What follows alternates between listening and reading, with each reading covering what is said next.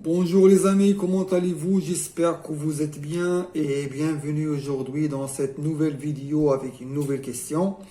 Alors, normalement, je vais laisser les questions qui sont connues pour la communauté scientifique et les physiciens, à savoir la matière noire, l'énergie noire, le Big Bang et tout ça par la suite. Et je vais traiter des questions qui sont simples et que même les physiciens aujourd'hui ne les posent pas, même s'ils sont très très importantes. Alors aujourd'hui, comme exemple, je vais traiter le spin. Alors vous savez bien que dans le début du XXe siècle, il y avait une expérience très célèbre qui a montré l'existence du spin. C'est que je ne me souviens pas du nom de l'expérience parce que je pense que c'est un... Je vais mettre le nom en haut de la vidéo. Alors, ils ont mis un émetteur d'atomes. Donc, ils émettent, si je me souviens bien, pas émetteur d'atomes, mais ils ont envoyé des atomes. Je pense que ce sont des atomes d'argent. Donc, sur un écran et au milieu, il y a un champ magnétique. Du coup, vu que les atomes d'argent vont passer à travers le champ magnétique, donc, on a constaté sur l'écran qu'il y en a seulement deux tâches. Une tâche en haut de l'écran et une tâche en bas de l'écran. Ça veut dire que l'atome, quand il a passé à travers le champ magnétique, il a changé de trajectoire. Donc, il a passé en haut ou bien il va passer en bas. Alors, ça a montré que l'atome a une sorte de rotation autour d'elle-même, ce qu'on appelle le spin. Et ils ont trouvé que le spin a seulement de valeur parce que sur l'écran de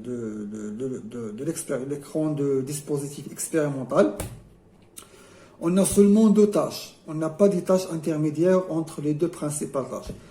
Et bon, le spin va prendre seulement de valeur et par la suite, le spin va être pour les fermions, à savoir plus 1,5 ou bien S égale à moins 1,5.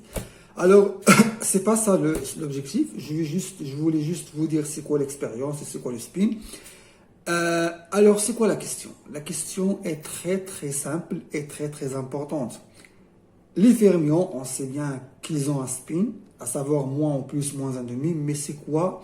Mais pourquoi les particules tournent? Je ne vais pas dire pourquoi, mais d'où venait l'énergie à ces particules élémentaires, entre parenthèses les fermions comme exemple, de tourner autour d'eux-mêmes une éternité, ça fait des millions d'années qu'ils tournent autour d'eux-mêmes, mais qui lui a fourni cette énergie pour faire cette rotation sur eux-mêmes? Alors parce que si c'était, bon, je ne vais pas dire si c'était, mais d'où venait cette énergie aux particules pour qu'ils puissent faire ce mouvement pour une éternité?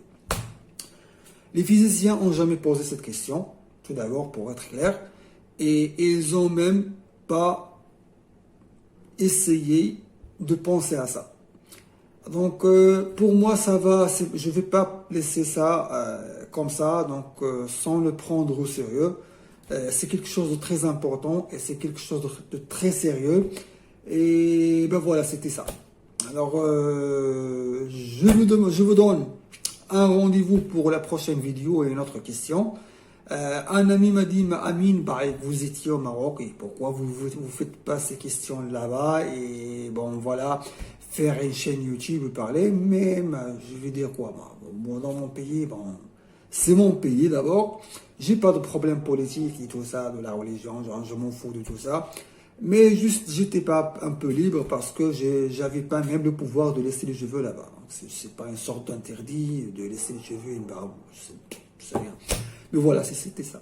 Alors, aujourd'hui, mes amis, la question, c'était la question 9. On est proche de 40 questions quand même. Alors, je vous remercie. Je vous donne rendez-vous la prochaine fois et très bonne nuit. Au revoir.